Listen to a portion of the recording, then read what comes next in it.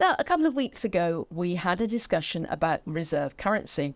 Russia and China challenging the hegemony of the US US currency, not the digital currency. And of course, in that conversation, inevitably, we talked about the digital currency, the central bank digital currencies that are popping up everywhere, the confusion that arises about what they actually are and how they affect the world's global economy, and certainly here in Antigua and Barbuda.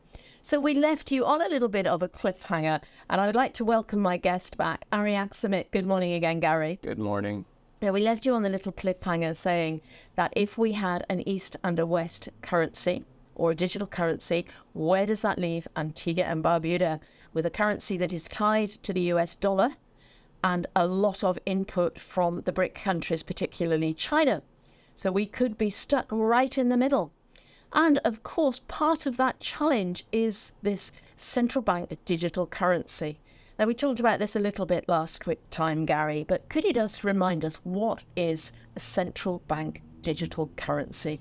Well, first of all, I think we're going to have to figure out how to call it something other than currency, because currency implies something that has an intrinsic value. And this is just, I call it a unit of measure. I mean, that sounds a little bit, overeducated, but it is just some way of transacting. I mean, really, this goes back to ancient times when we had scrip. If you worked in a coal mine, you had a company store scrip. I mean, it's just something that I show up with and I pay you and you pay me and that's it. The scary part about it is the digital aspect of this. The digital aspect of this now means that when we have transactions, there will be absolutely no anonymity whatsoever. And this will allow governments to then control, I use the reference of closing the gun show loophole in the United States. You won't be able to go to a gun show and buy a gun because there won't be any paper currency. There won't be any ability to just go buy an off-the-counter gun. You won't be able to buy off-the-counter gold. They will be able to control where you shop. You will actually have a social credit score. Ouch. Which means if you have a history of being a rebel rouser, they can control you with that. Wow. Now, well, before we get on to the really scary aspects of this, basically it is a dollar. Yeah. But it's digital. It's digital. So it's really, how different is it? Is it any different from using a debit card? No. That's all it is. And this is the thing that I think is going to be interesting is I don't know whether you're actually going to have a debit card from your bank anymore. I think you're probably going to end up getting a debit card from the central bank of the country that you're living in, meaning in the United States, you will get a Federal Reserve debit card. The banks will be cut out of this, so to speak. Now, not to say this isn't an unholy alliance between the banks and the Federal Reserve, because bankers are the ultimate rent seekers, and they're not going to give up their corner of the monopoly. And rent seeking is a word that I would advise your listeners to definitely Google. This is a word, definitely need to look up this word. Yeah. Basically, what it means is that you are increasing wealth, but you're not creating wealth. No. So it's kind of just consumerism in a way, so that the global economy is not growing, it's not increasing. We're in this stagflation, but some people are getting richer, but nothing else is developing. Is that an accurate summing up? That's accurate, and I hate to sound overly cynical, but let's be honest. Ever since we went off the pound sterling or the gold standard in the United States dollar, we've seen our representative currencies drop in value by 90, 95%, whatever number you want to throw out there. So let's say that over the past 50 years, we maybe haven't created a whole lot of wealth, to be perfectly pragmatic. Now, is this because the currencies that we use are no longer tied to a gold reserve? They're no longer tied to anything physically. They're just bits of paper or bits of copper or brass or whatever. With no intrinsic value at all. There's no intrinsic value whatsoever. So when people get all shook up about a digital currency that has no intrinsic value, I kind of roll my eyes. I'm like, well, the piece of paper that you have in your pocket is only valuable because someone says it is. That is true. Wow. I mean, this what scares me here is you've got China with the digital yuan. You've got Venezuela. They call it Bitcoin, which is even more confusing. We'll come to that later. The Bank of England is developing. Brazil is developing. Zimbabwe is developing it. Russia is developing it. As far as I can see, this gives the banks more control than the government. Absolutely. It's complete control. This takes us to a point, like I said, of no anonymity. You talk about the social credit score. You ask about what is the destiny for the Eastern Caribbean dollar. Okay, well, if your government can control where you travel, then what happens? I can't get on a cruise ship because I don't have a good enough social credit score. I can't get on an airplane. I can't fly to the Caribbean. I can't go on vacation. I can't go to London. London doesn't want me. Then this also goes back to the interoperability that we talked about last week of, I can't take my United States Central Bank digital currency card and go to Piccadilly and buy something because their currency is different than our currency. Now, people say, well, it already is. We've got a pound and we've got a dollar. The point is, I can figure out a way of exchanging a dollar for a pound. Digitally, you can't. It's absolutely finite. It is a digital iron curtain. Wow. So it's that restricted. That's restrictive, and they want it that restrictive for a couple reasons. To be able to control illicit activity, but also to be able to tax every single transaction that you do. Now put this in the concept of why the Federal Reserve and the Treasury in the United States love the idea of a digital dollar, is because now tax revenue can be collected in real time. See, today, if I'm a self-employed individual and I make money during the year, maybe quarterly I'd make payments, but ultimately at the end of the year is when I square up with the United States government. So if I had a $100,000 windfall this year, I can use the government's money all year long. I could make that windfall on January 2nd of 2022 and maybe not have to write a check to the government until May of 2023. That's over. Now, anytime I do a transaction with my digital dollar, all of that is pre-wired into the code where the money immediately goes to the Treasury. Oh, the government rather than the central banks already, well, they both have us a little bit tied over a barrel. The government, you're taxed, everything is taxed, and then it's retaxed. You have a pension, for example, you pay tax on the money, you build up the pension, then they tax the pension. So they've got us fairly heavily on tax. Antigua and Barbuda, we pay every month, I think, we're supposed to pay things, so we keep that up. But if this were a digital globe, they would just take it automatically. Take it automatically. And what really, really, really worries me, being a lowercase or a small g government guy, I'm an old school conservative. I cannot believe that the conservatives of the globe are okay with a digital dollar or a digital currency at all. Because what this does is this inserts the Federal Reserve, the central bank, whatever your currency oversight group is in the country that you live. This makes them more powerful than lawmakers. Because in addition to collecting taxes, now in order to stimulate the economy, instead of sending out shotgun blasts of stimulus, as we talked about in the previous interview, now they can look at the very, very wealthy who, you have money supply, M1, M2, M3. They can look at M1 and go, you know what? There's $1 trillion worth of money tied up in savings right now. So we're just going to flip all of those savings accounts to having a negative interest rate. The Federal Reserve in the United States looks at M1 as a gauge of, is there money that's tied up that people are not spending? And that's where we got into trouble is that they were sending out stimulus checks at the same time Americans were saving money because they weren't going out shopping and going to grocery stores. So now we have an M1 bubble. If they had a digital currency right now, they could break that M1 bubble by turning people's checking accounts to having a negative interest rate.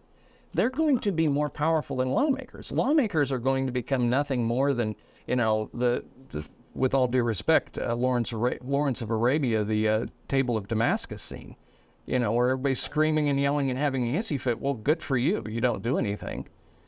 I mean, this is giving governments a lot of power. The other thing that really worries me about this is we had a near-death experience in the United States with an autocratic regime. Yes.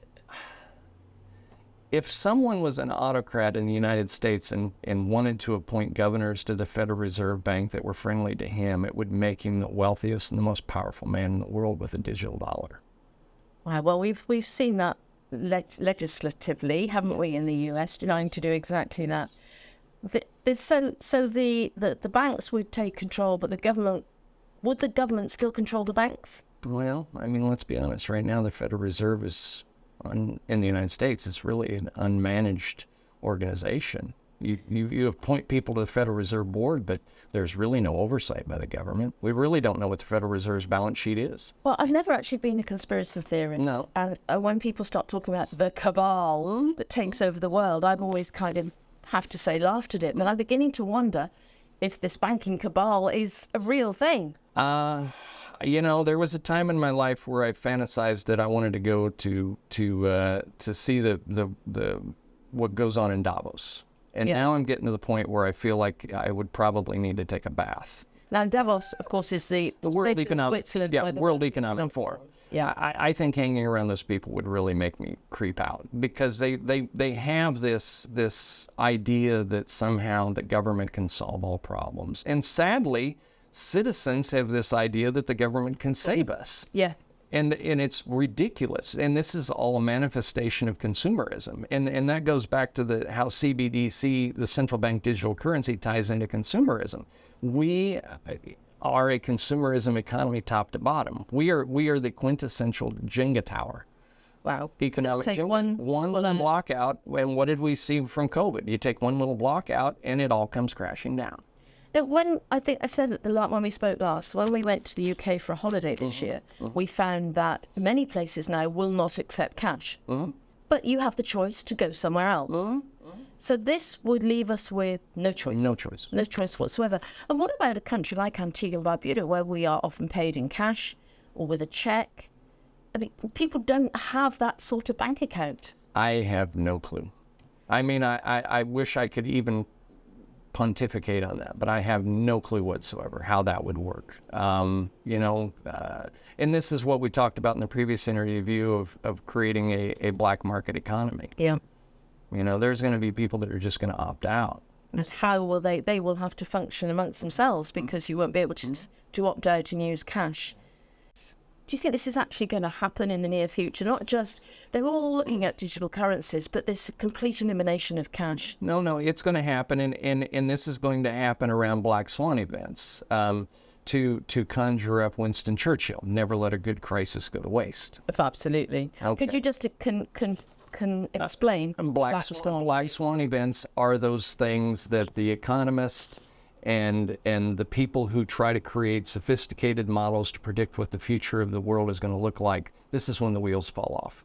These are the events, in statistics, they refer to it as a bell curve. There's usually some sort of a curve. The statistical top of that curve is the most likely things that are going to happen, and you get out to the tails of that curve are the things that are unlikely to happen. 2008, as anybody who's ever watched all the different movies that manifested out of the 2008 housing crash, people realize things happened that no one could even contemplate. That's when they roll out things like this. And that is a black swan. That is a black swan. Well, COVID was a black, and there's more coming. I think we're right now. I've been watching something diligently for the listeners. Please type in Lake Mead in the United States, which is the water reservoir above Hoover Dam on the Colorado River. And no, this is almost dry, isn't it? It's discovered all sorts of... It is dry, and actually there was an intervention yesterday where they stepped in and mandated that the state of Arizona is going to use 21% less water than they did last year because of this. I think we're watching in real time the very first $1 trillion natural disaster happening in the American Southwest. And what is actually, do you predict, is going to happen with this? They've obviously got to use 21% less water, which is a challenge in itself. But they are also, in that area, the prime producer of nuts. You like your navel oranges? Do you like your almond milk? I think the thing that I'm going to watch is there's something called the Colorado River Aqueduct. It runs from the Colorado River into the Central Valley in California. And I'm going to be watching that like a hawk. Why is that important? Tulare County, California is the #1 dairy producing county in California, the #1 nut producing county in California. It's where a vast majority of navel oranges come from. That's the Central Valley. If that water gets shut off going into the Central Valley of California, most people don't realize it takes 1,000 gallons of water to create 1 gallon of almond milk. It takes 1,000 gallons of water to create 1 gallon of milk. Now, I'm not saying the cow drinks 1,000 gallons of water. I'm saying through the roughage, the corn. Yeah. Okay. The point is inflation, inflation, inflation. And this is where we come back to the conversation of central bank digital currencies. The only way the federal governments of the world are going to be able to keep their people calm is to somehow start feeding money into people individually. Because this idea of going back to 2% inflation is a lot of talk. We've seen that over the pandemic crisis. Well, governments pumping money into people. I mean, some people were no worse off, even though they weren't working, thanks to various governments. Yeah. So that must have bashed our economy globally. Could we destroy it? We destroyed we've done it twice in 1 decade. Yeah. I mean, the beginning of the 2010s and the end of the 2010s, basically, we destroyed our global economy twice. And the problem with it is, as I spoke about in the previous interview, it's a shotgun blast. Okay? Yeah. The waiters and the bartenders couldn't go to work, so we sent them checks, but we also sent the consumers who used to go to the bars and restaurants checks, but they weren't going to the restaurants anymore, so they were saving the money. So pretty soon you created distortions, and that's what we have now, and that's why we have this stagflation. You have some people who are no better off than they were before COVID, and you have some people that made down payments on homes because they had stimulus money. It was completely out of whack. This is where the digital currency, the central bank digital currencies can be laser sighted to subsidize specific groups of people. And then this gets into the UBI, Universal Basic Income, which is the idea that at some point in time, we will have to start subsidizing incomes. This digital currency, is this actually what people want, or is this just another example of that wonderful word, pluralistic ignorance? It's pluralistic ignorance. I mean, this is the craziest thing. I've started to wonder if the human brain was really designed to absorb as much information as we do. In the past 20 years in our lives, we've been overwhelmed with information. When I was a kid, we had 3 TV channels out on the ranch in Nebraska. You watched the CBS Evening News because it was the only channel that came in that wasn't all staticky. You got 30 minutes worth of world news. That was good enough. Now it's 24/7. I can wake up in the middle of the night and pull up Google and see what's trending. Just to depress yourself. So that's where the pluralistic ignorance comes in, is that we're so overwhelmed with information that we're not paying attention to the important stuff. The pluralistic ignorance, correct me if I'm wrong, is when people believe, or people convey the thought that the minority is the majority, basically, isn't it? The minority views, I think this, therefore this must be, the majority must agree with me. Yes. And that's basically pluralistic. That's pluralistic ignorance, but it's also the other side of that coin is it puts blinders on you. Yes. Because you only want to hear, you only want to see the things that are relevant to what's on your mind. So when someone says a central bank digital currency, someone goes, well, I don't like Bitcoin. Well, they're not the same. Exactly. Do your research. Let's just mention this again, and I know we surprised a lot of people. Digital currency is not a cryptocurrency. It's cryptographic, but it's not a cryptocurrency. A digital currency is tied to the banks. Yes. The banks dictate the rate, the banks dictate.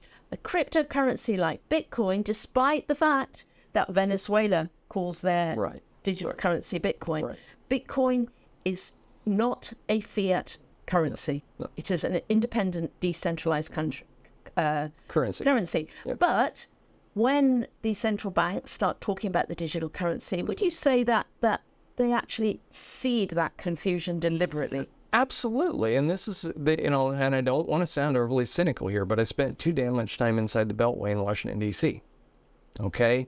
I know the ignorance games that they play. Yeah. Okay? We've got 70 lawmakers in the House and the Senate in Washington, D.C. who are in violation of actually trading stock while they're in office. Nobody's doing anything about it. Why? We're busy watching the Trump trials. This is all kabuki theater. It's all watch this hand, and this hand's going to come and slap you side the face. Trickle-down economics would have worked fine back in the post-World War II industrial era, but nobody had any concept of the computer. So now you end up with people like Jeff Bezos and Musk and even list the regular cast of characters. They don't create enough jobs to burn through the wealth that they're creating. So the money's flowing up. It's not flowing down. And it's going to keep flowing up. It's going to keep flowing up. So this rent-seeking. Because of the rent-seeking. Let's put it this way. When is the last time you heard the CEO of a Wall Street bank say, I sure do wish these economic black swan events would stop. Not something they talk about. No, because it benefits them. Okay, it benefits them, plain and simple. By repealing Glass-Steagall and replacing it with Gramm-Leach-Bliley, it opened the door, and please, for the readers or the listeners, Google that. But it opened the door to monkey business. And Bretton Woods, by undoing Bretton Woods in the early 70s, it's just turned our economies into casinos. Wow, that is a frightening thought. But what about, I mean, how does this affect the retail economy, the real everyday economy that we all live with, the shopping that we do, the food that we shop for? Well, this goes back to your social credit score. Right. You want to go into that store? Well, you may not be able to go in that store. Based upon your social credit score, you may not be entitled to walk into that store and even look, whether you want to buy it or not. Is it going to get that extreme? Yes, I think it's going to get that extreme because as people get more financially disillusioned, people will act more irrationally. And the government then will counterbalance that by acting irrationally. When the government doesn't trust its people shouldn't trust the government. And we're now in that death spiral. You know, Thomas Jefferson of the United States said people get the government that they deserve. And that's where we are right now. We have a government that's afraid of us, and they're going to try to control the people as much as they can. And on top of that, the idea of having businesses that you go into and actually shop at, eventually you're going to have boxes literally that you know, in the United States, fast food boxes. I mean, you do your order on your phone and your order's ready and you go and you get your food out of the box. It's not going to be like McDonald's where you walk in and there's 10 people in back cooking burgers and French fries. That's all moving away. It's going to become a very unfriendly world, I'm afraid. Yeah, you are painting a picture of a very dystopian, way, way, way beyond 1984. And I'm an optimist, and that's what really, really, really makes me mad. I am a career entrepreneur.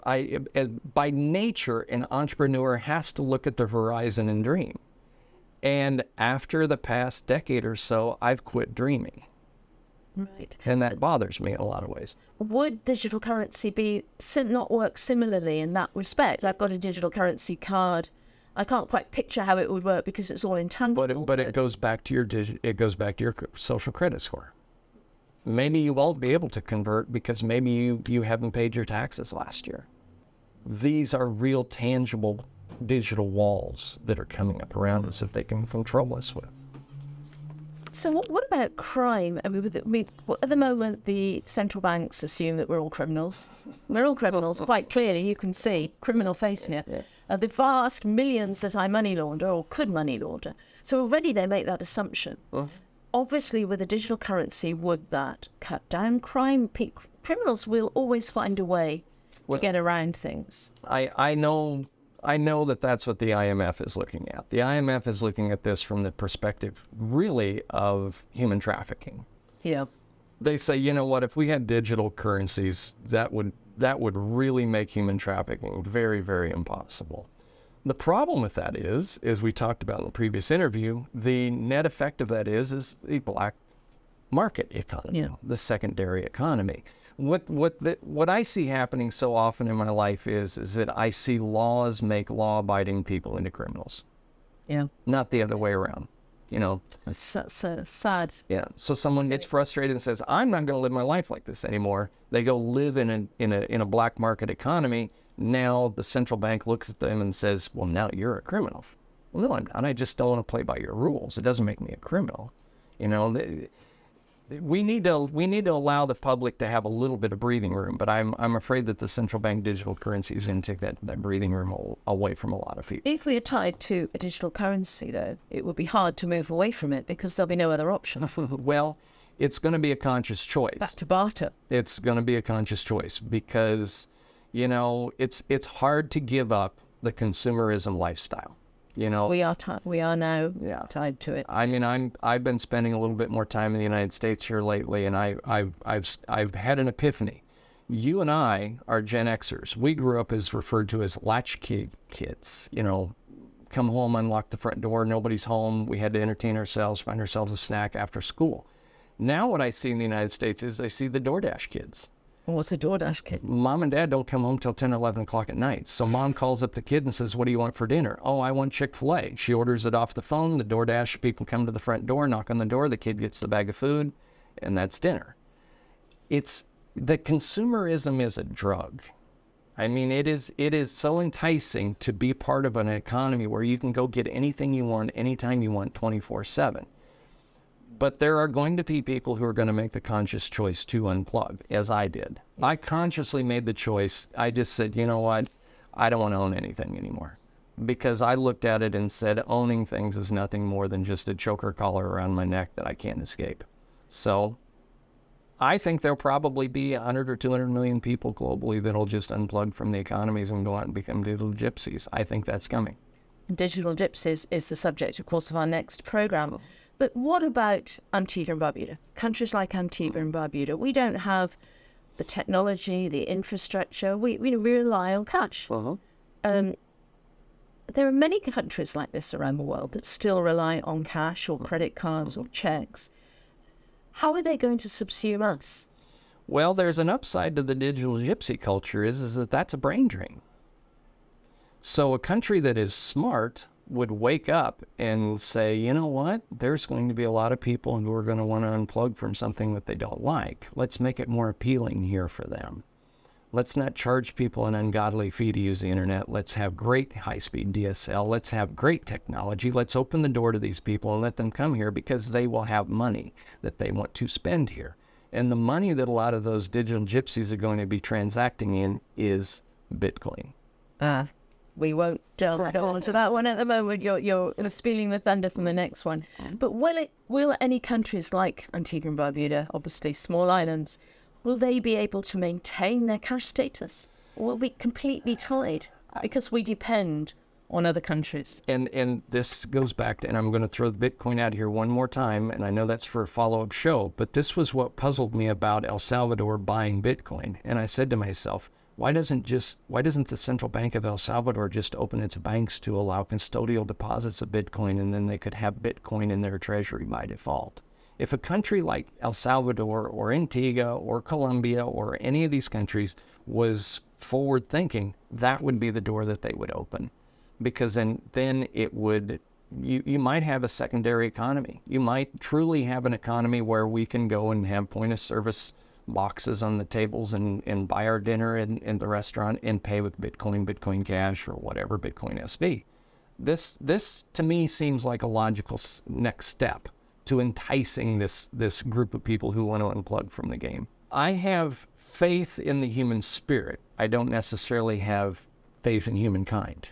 Okay. I like you said, there is always going to be a few people who are going to be able to rise to the top in spite of all the obstacles.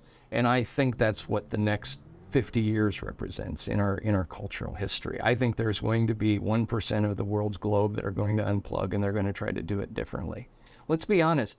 The UN says we're going to reach maximum population, global population, by the year 2100. I think that's unrealistic.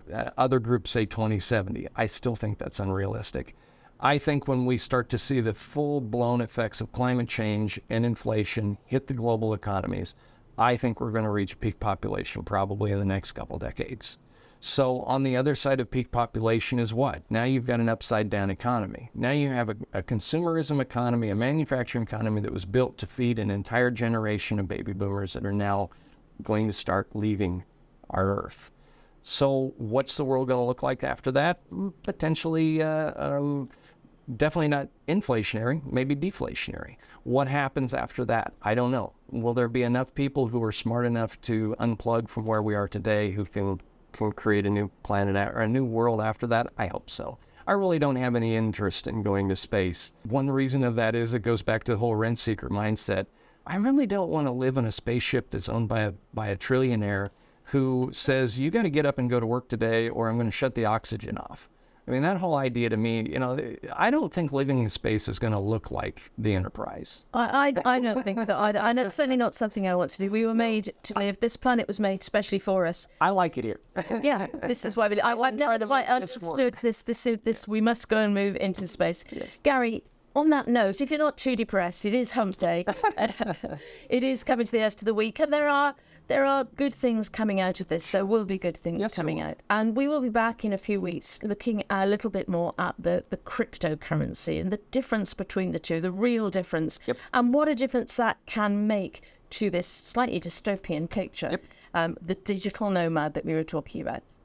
Thank you for joining me, Gary. Have a good day.